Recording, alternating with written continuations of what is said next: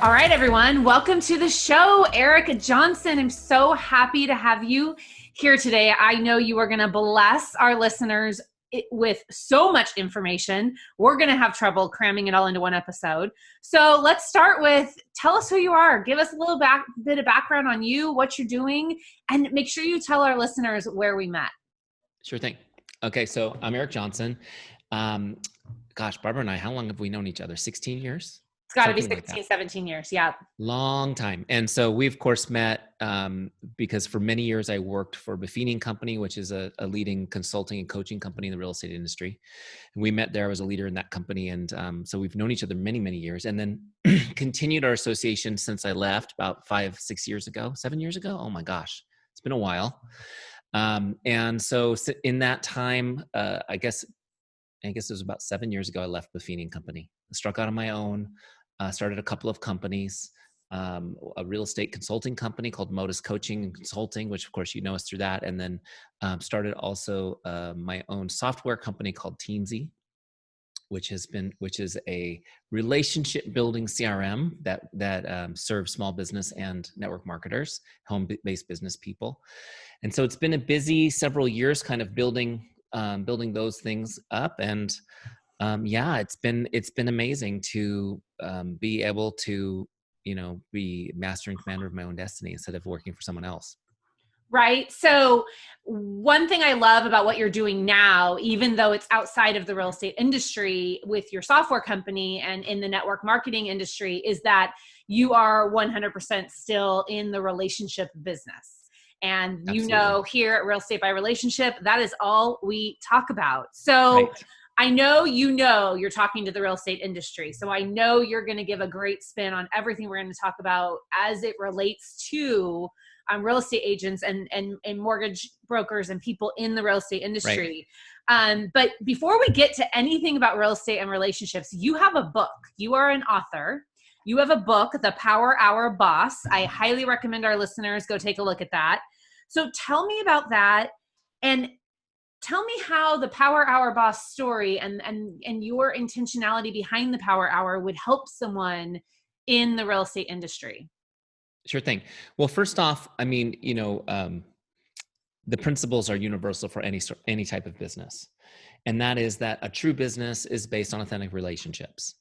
And I shouldn't say true, but because it's more than true, it's a business that's enjoyable, that you can sustain without being burnt out, and a business that's congruent with, personal values. And in this case, values you and I share, which is that people are more important than the transaction, that if we keep our heart in the right place, the business grows.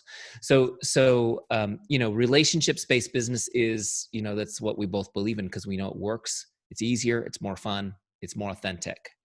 The thing about it is that you can't just have a good heart and say, yeah, I want to build relationships. You have to have a system behind it, because the truth is that consistency is the most important thing for building trust and building relationships. And none of us as human beings are naturally gifted with that. With the exception of our bad habits. We're really good at being consistent in our bad habits, but being consistently in touch with people is so important. And that's why we need to build systems to help us be better friends and be better business people, to serve people better. Yeah. The whole idea of the Power Hour Boss is, once you have a system in place that makes sense and that works, you should be able to get all of that income producing activity, all those reach outs, connecting with people, get it done in less than an hour. Yep. Because you're busy. You've got a million other things to do. But the idea that if you could, for 1 hour a day, build your business, and that compounds over time, and it's unreal. That's when people come to you, like they come to you, Barbara, and go, how are you doing this? How did you build this? Well, yeah, that leads me into my next conversation point is the secret to building relationships. You are absolutely correct.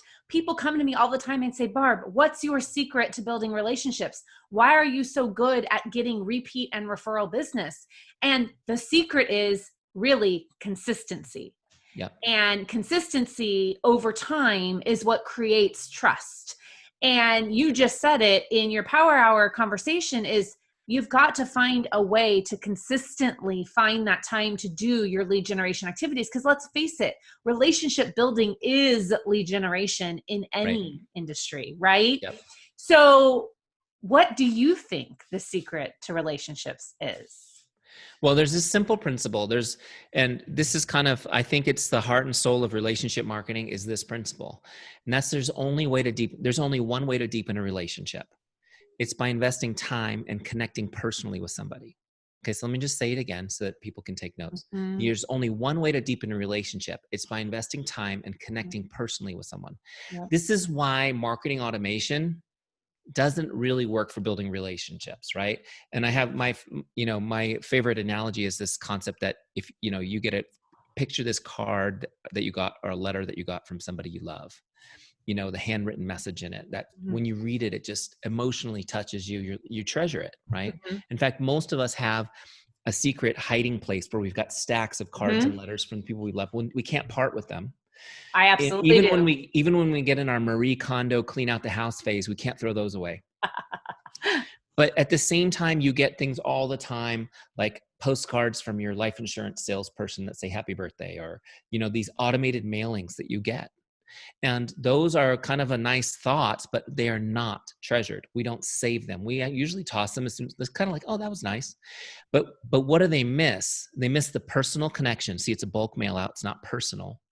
And they miss the investment of time. Since they didn't invest any time in that, we don't value it. And so I think, especially for real estate people, because it is the shiny object center of the universe, there's so many different marketing things, and we're seduced by this idea of set it and forget it marketing. But we have to understand that when people receive automated marketing, they don't value it. You can occasionally get a lead or whatever, from it. But when you invest time in somebody and connect just with them, and me, I'm not talking about writing love letters, sending them a text message, Yeah, absolutely. messaging them on social media, a direct message, just, hey, how are you? How you doing? Like that is, first off, nobody does that, Yeah. unfortunately. And people are so starved for connecting. Yep. But that's how you deepen a relationship, investing some time and personalizing it, making it one-on-one. Well, let's talk a little bit about the marketing automation that you talked about, because part of my real estate by relationship system is that you do have some kind of email marketing, some every month consistent contact with good real estate information, providing value. But we should make sure we make it clear that I believe that marketing automation is more about the brand than it is the relationship, right? We're trying to communicate our brand. We're trying to communicate that we're a professional. We're trying to communicate, like we've talked so much about, our competency, right? That we're good at what we do.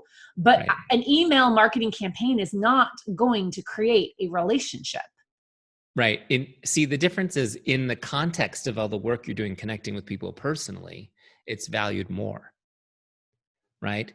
So when you make a video, when you and Harold make a video and send it out on your email blast, people feel like they're connected to you because you've invested time in them. When they get your postcard, they feel like they're getting something special. It's different than the other postcards because of the relationship. So all of the marketing, all the traditional marketing, for example, that you teach in your system, it does a good job of keeping people top of mind, but Yes. the context that other people miss is that investment in the relationship.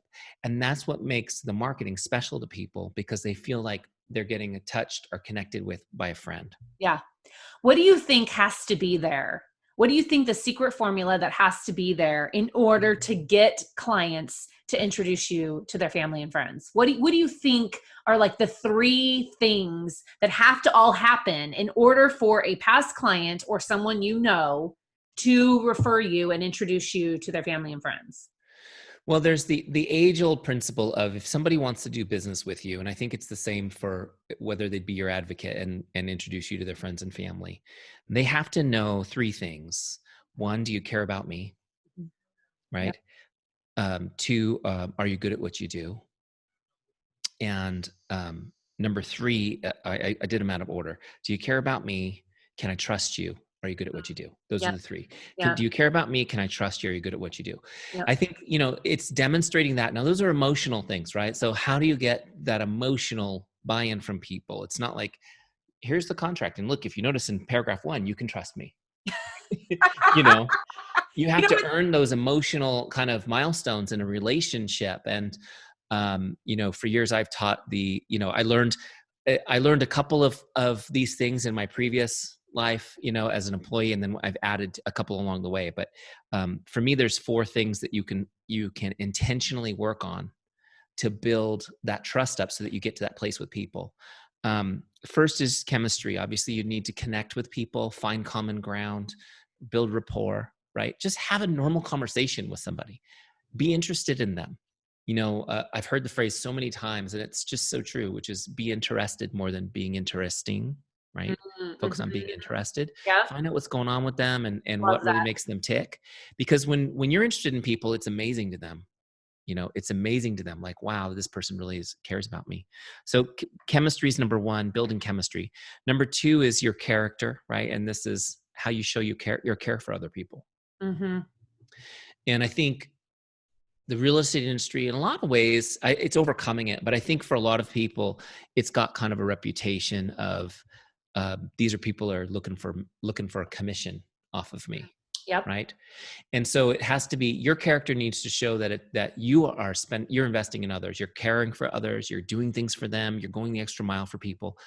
And character is not I haven't told a lie since third grade. Character is an action you have to do every day, which shows people really what you're made of. And I think that's huge. Obviously, some of the marketing pieces you talked about too are help build that character Yep. as well. What you post on social media, right? I mean, I know this is a passion area for you, but your social media needs to be showing people your care for them and not being about, look at me, I'm so cool. Yes. And the next piece is confidence. Obviously, you have to be really good at what you do. And if you're an amazing real estate agent, how are they going to know that you're an amazing real estate agent? You have to showcase your skills, not just in the listing presentation, but all those little fires that you put out, all the things that you negotiate for, all of the things that people don't realize is going on behind the scenes. You need to let them know.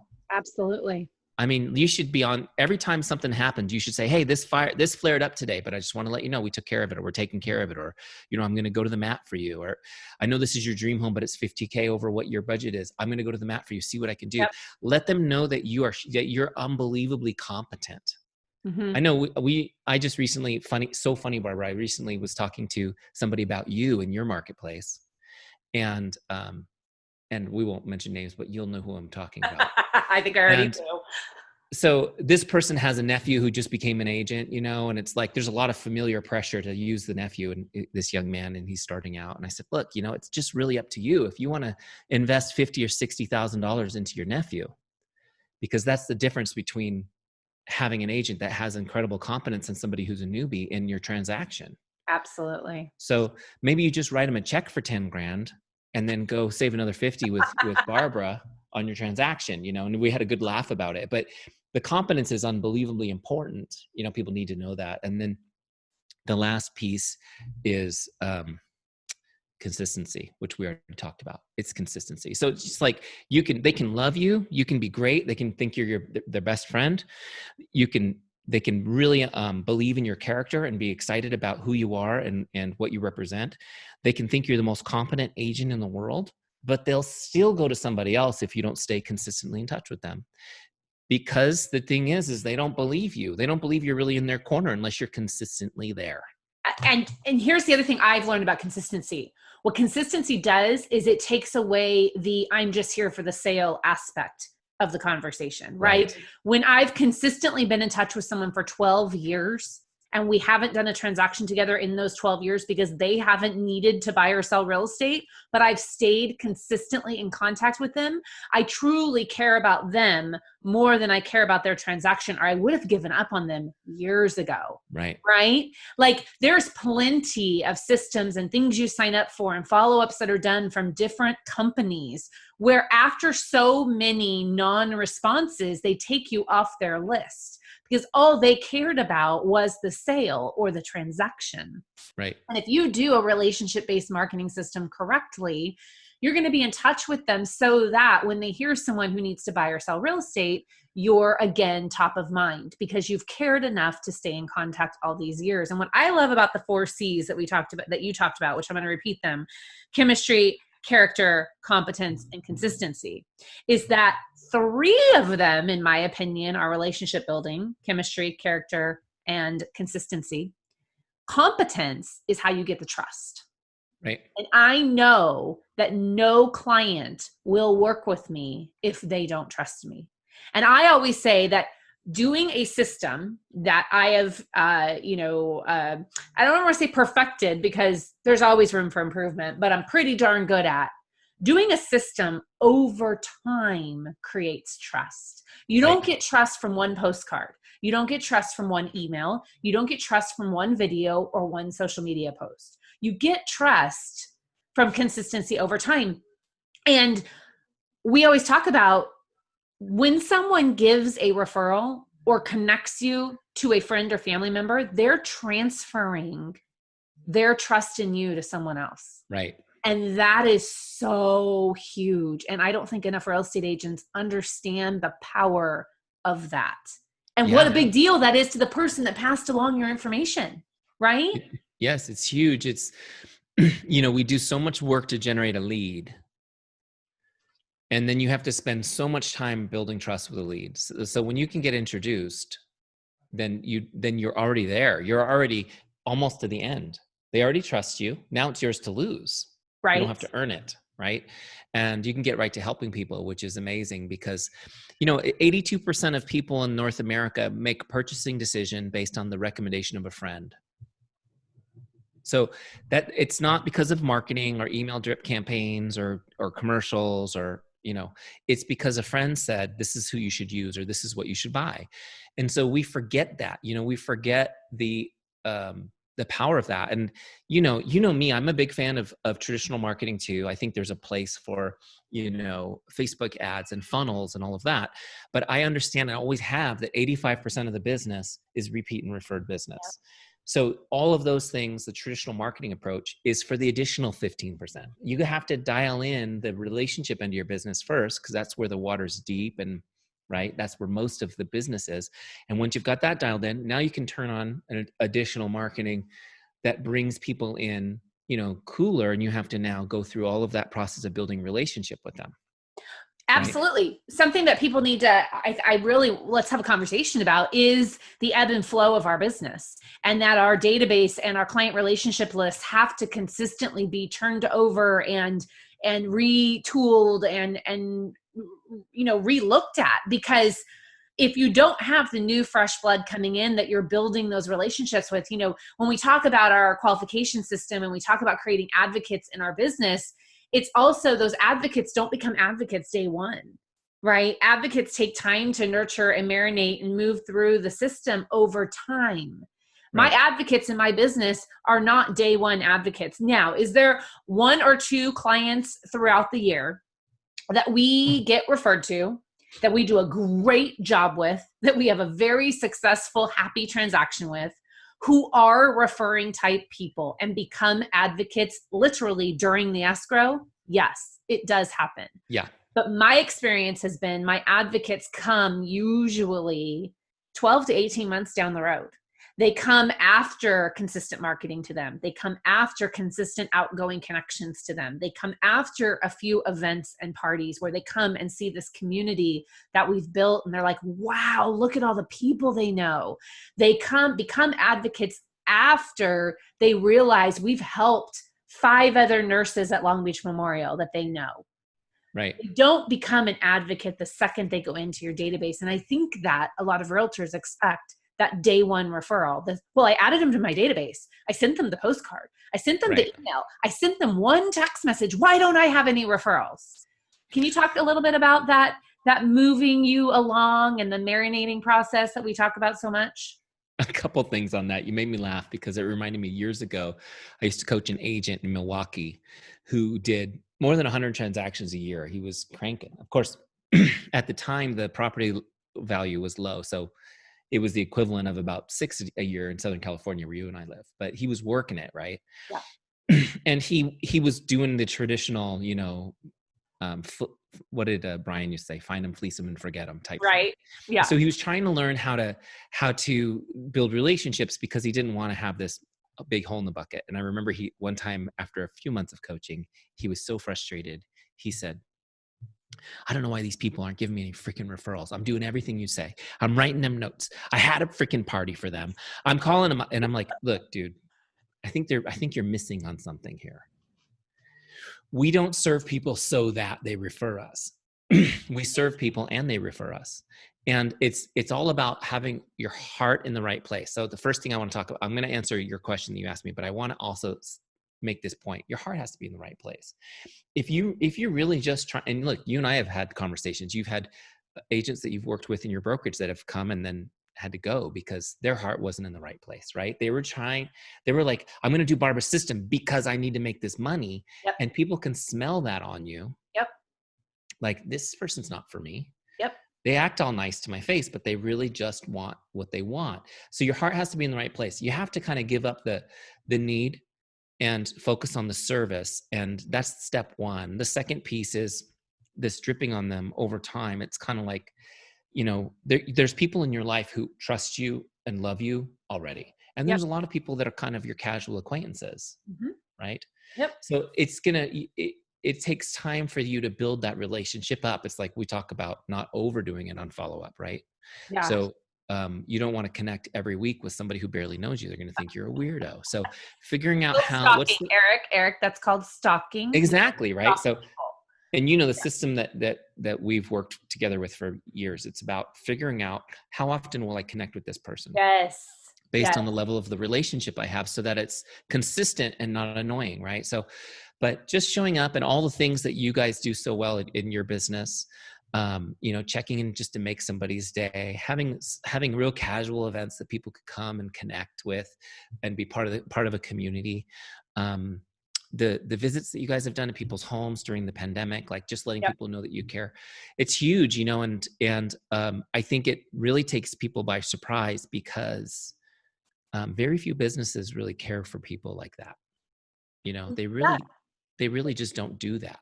They don't. They just want to do the email marketing, the postcard, the hard sell, the please sign up here, click here, give us your information.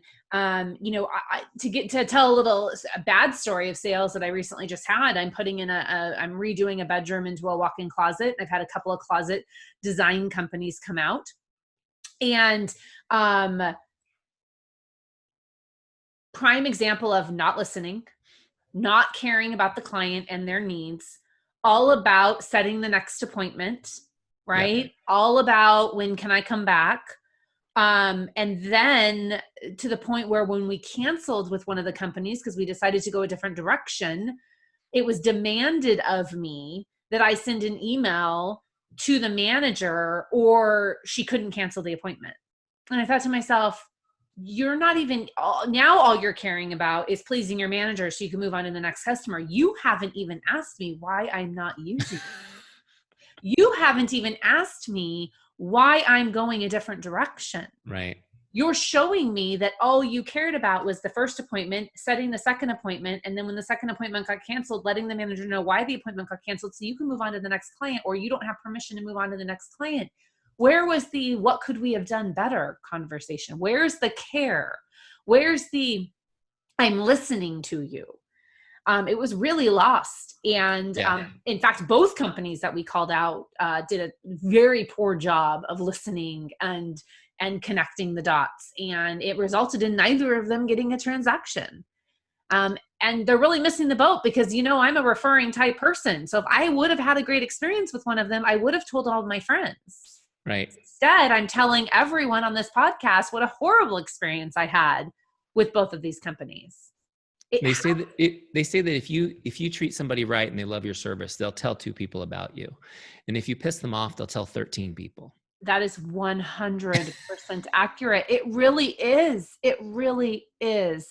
Okay, let's get into the thing that most salespeople struggle with, period. And I say salespeople because I know, you're in the network marketing business primarily, and you help salespeople with thousands of different products that they sell, right? Everything from creams and facial products to workout stuff to Tupperware. I don't know. Is there still Tupperware? There is actually, yeah.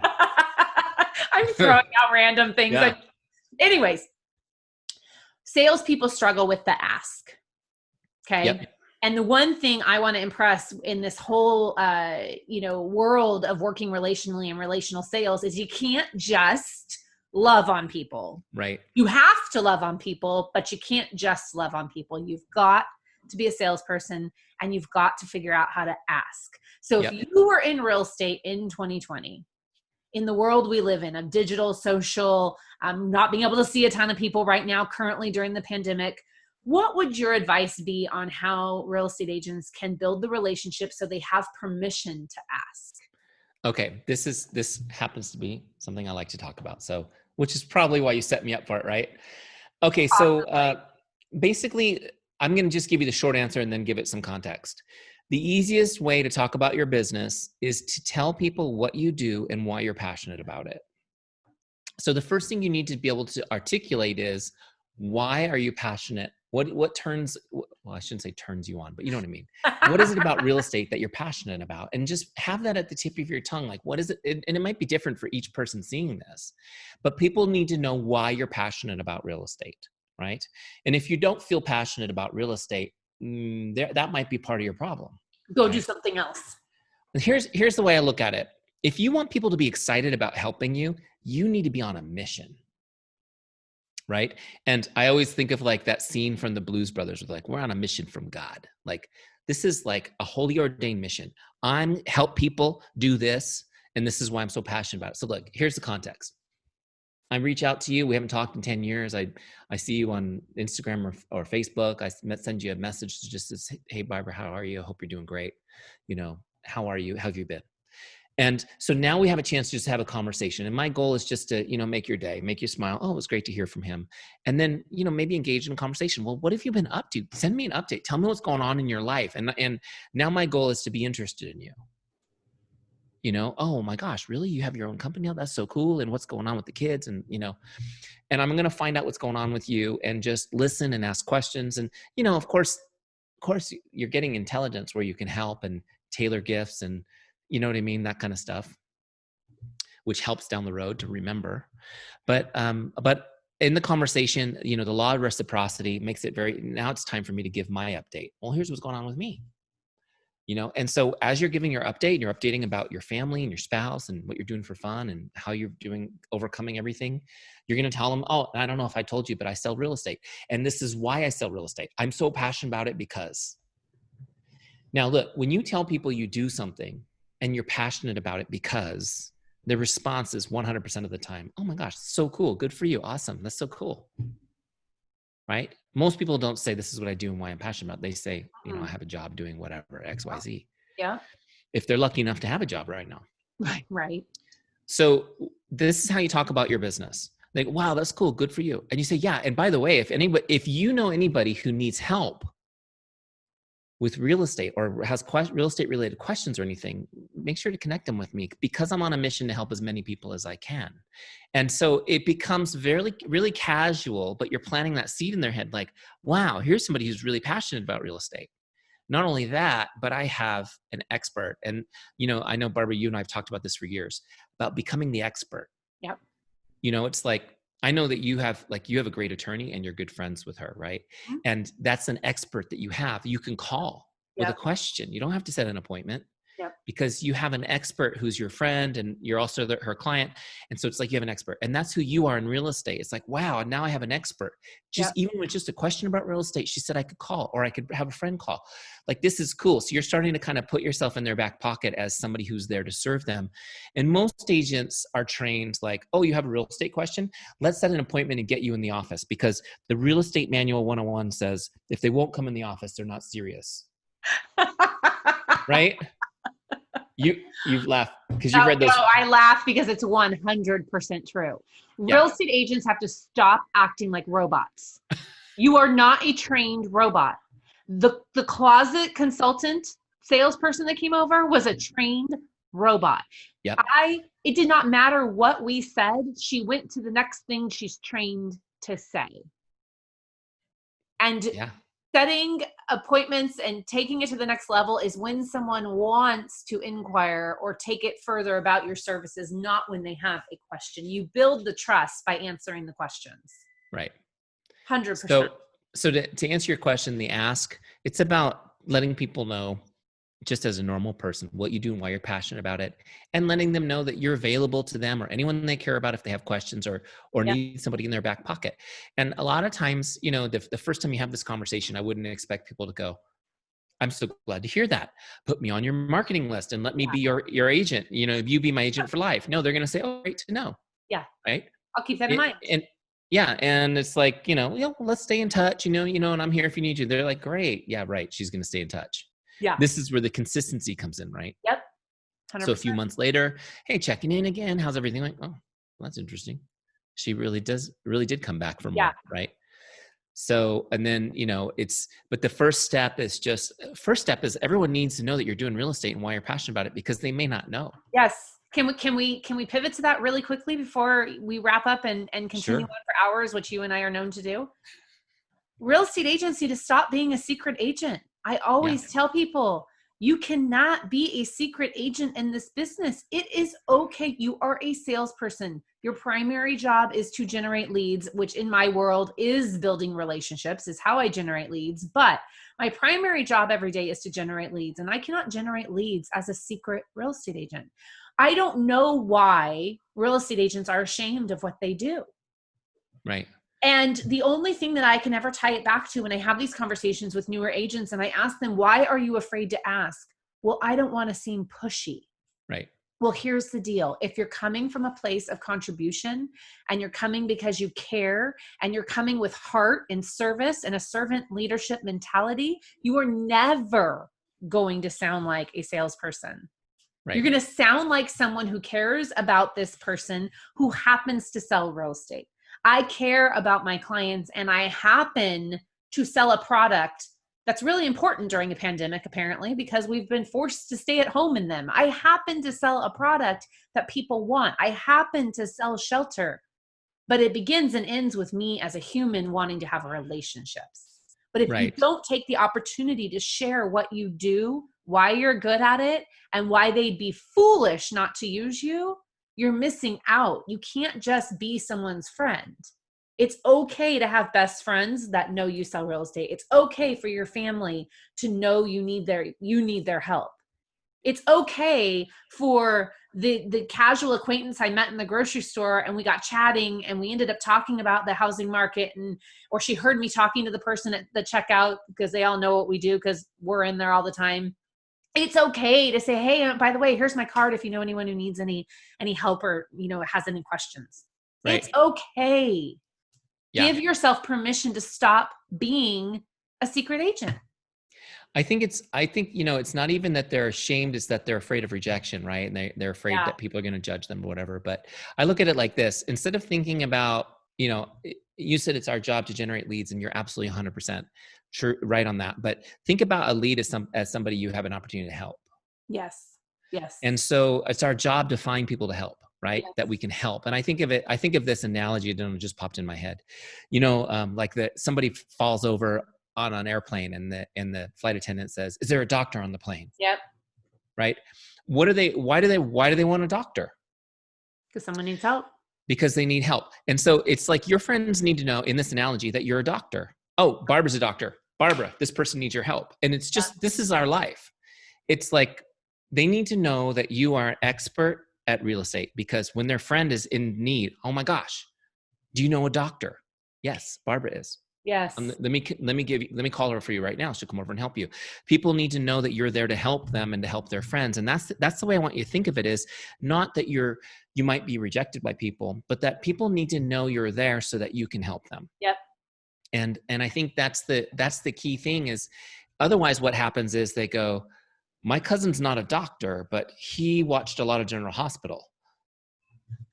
Right. And this is, I'm stretching the analogy too far, but look, there's a lot of posers in real estate. How about just turn it around to, he's watched a lot of Selling Sunset or $1 Million Listing. Yeah, exactly. I can do it. Thinks he's I'll sell your house for you. I'm going to go to Walmart right now and get a sign and a Sharpie. Well, the one thing I always fall back on is a mentor of mine once said, if your friends and family use someone else for their real estate services and have a terrible experience, that's on you, not them. because you didn't make it clear enough, your expertise level, your professionalism, your knowledge, and have the relationship with them to where they knew that you're the real estate agent to use in their life. And that's always stuck with me when I'm afraid to call a friend, or I don't want to call a friend. Totally. I mean, and there's horror stories, right? With agents that are totally unprofessional, but even an agent that competently completes your transaction may have cost you an extra $20,000, $30,000. Oh, absolutely. Right. And those are the So stories that we're not telling. Those are the stories that aren't told in real estate. I think that's the big one. It's like, um, and I have this conversation with people all the time where I'm like, where are you getting your agent? I was like, I'm going to use whatever dumb website that's giving, it's like 1% of, 1% commission on a $90,000 loss is not a smart business move, Yeah. right? You know, You need to get somebody in your corner. absolutely. Our good friend Dan Odell, you know Dan Odell very well. He said to me recently, we need to go out there telling people that we're going to hit the curveball every time. That curveballs are going to get thrown our way and we're going to hit it every time, Yeah. because that's what you're hiring me for. You're hiring me for the amount of swings I've taken in the last 18 years. You're hiring me for the education I've gotten in the last 18 years, unlike the friend's nephew who hasn't even had an at bat yet. Oh yeah. And anytime you can turn something into a baseball analogy with Oh yeah. this girl, you're going to win, right? Well, honestly, Barbara, if you calculated your batting average over the last 18 years, I bet it would be ridiculous, right? So, That's a good one. I mean, honestly, because I know how many listings you lose. It's a tiny amount, and how many Yeah. transactions, right? It's Yeah. tiny. Yeah, it is. You're I mean, absolutely right. you'd be the first $1 billion Major League Baseball player with that batting average. I'd be in the Hall of Fame for sure, right? Yeah. So yeah, I mean, people do love sports analogies. That's a good one. You should actually figure out, just do 2020, because you may not have the data for like the whole, but say, hey, look, 2020 pandemic year, look, this was our batting average. That's actually, I can't even get the words out. I'm so excited about this. I put a whole marketing thing in my brain Yeah, right now you going got the right now. curveball from Dan, the batting average for me, you're good. Right. And This is what Barb and Eric do. We get on these rants and we learn so much. And I have a page of notes, and I know you really well, and I know all the content we were going to talk about, and I have a page of notes. So if our listeners don't have a page of notes, then you need to save this as a future listen and get to a notebook and sit down and take some notes, because I know that this was chock full of information. So to wrap up, Eric, what's your favorite book you're reading right now? what's so funny is I just kind of went on to a different track. I just finished, because we're trying to figure out how to get these kids through distance learning right now in Southern California. Yeah. So I just read Strong Fathers, Strong Daughters. Yeah. Was it good? And it was great. And then I read Stronger Fathers, Better Sons. Stronger Fathers, Better Sons. I had to do one for both, right? Yeah, right. Because you got both. Yep, just finished those, which was awesome. Let's see, the last business-related book that I read that was really great. Let's see here. What did I read? I read all the time. I know you do. That's why I asked you the question, because you're going to help our viewers get some books. You had to turn around and look at your bookshelf. I'm looking at my bookshelf to see what I've read recently. Well, let's turn it around to what's your favorite business book of all time? My favorite business book of all time. Oh my gosh, there's so many. But the one I give people first is oh my gosh, Darren Hardy's book. I'm having a total mind blank. Is it The Compound Effect? Yeah, The Compound Effect is where I start people. Yep. I think that's because he was mentored by Jim Rohn and all those guys at Success Magazine, and he kind of distilled a lot of their thinking. And basically, that's what it comes down to: is if you want to be successful, it's figuring out what habits to add and being consistent with those habits and which to eliminate. And it's like I used to work somebody that I co-worker of mine for years at Buffini. Her name was Jules. She was a great coach. She would get these. The clients that were hard to reach, like, would give her this special head cases, because she had this like psychological brain that was amazing. And she used to make people brush, right-handed people, most people are right-handed. She'd say, okay, you're going to, like Mr. Miyagi, I want you to brush your teeth with your left hand for the week, and we'll talk next week. I'm like, what? But the idea is if you could learn to brush your teeth with your left hand, and then I could Yeah. teach you how to consistently connect Yeah. with customers. And so, it's the compounding effect, the idea that what I do compounds, right? Yep. So I'd say So that one would what's be the one. one thing on your bucket list right now? I really want to travel. We have been pent up for months. Well, that's my next question. When the world opens, where are you going? The world. I know my wife wants to get to Hawaii just to like forget Yes, this all everyone happened. wants to get to Hawaii. Yeah. But I think that, the place that I want to go the most right now is Israel. Like I've been obsessed with going to Israel forever and I've Love never it. been. Love My it. business partner, Mike's been to Israel Yes. like 6 times. He's always like, oh yeah, when I was in Israel, I'm like, oh my Yeah. gosh, I really want to go check it out and visit that part of the world. I just think it's like it's like one of the most modern countries in the world. And of course it has all the amazing history. And Right. so Wow. Now I know that you're not in the real estate industry necessarily. You're more in the network marketing industry, but I've got a lot of real estate agents who also have some little side hustles in network marketing. So if we do have any of those listening today, where can they connect with you to learn more about Teamzy, the wonderful software that you have, and just the network marketing training that you guys do? I think the best place to go is just go to the website, teamzy.com, teamzy.com. The software, there's a 30-day free trial, which is cool. And once you get in there and check that out, you'll find it's really great. We actually have a lot of real estate agents using Teamzy too, Yeah, because it's so easy to it use. is. It is. We have a small business version of the Teamzy CRM that's not network marketing. It's just small business only related. So yeah, teamzy.com is the best place to get connected. And of course you can find me on social media and connect with me there. I'm always Absolutely. there. Well, I hope that everyone got a ton from this. Like I said, again, I have a page full of notes. I want to thank you so much for joining us today and sharing so much with our listeners. If you enjoyed this today, please always hit the subscribe button so that you'll be sure to know of future episodes. I can guarantee we're going to have Eric back on because he's got some other talents up his sleeve when it comes to scheduling and getting stuff done and follow up. And so I have a feeling you're going to be a favorite guest and you're going to be invited back. And I hope you would join us and share all your wealth of information that you have. Thank you so much again for being here today. Thank you to everyone who's listening, and make sure you hit that subscribe button. Check out Eric down in the show notes, and we will see you again soon. Bye, guys. Thank you so much. Bye, everyone.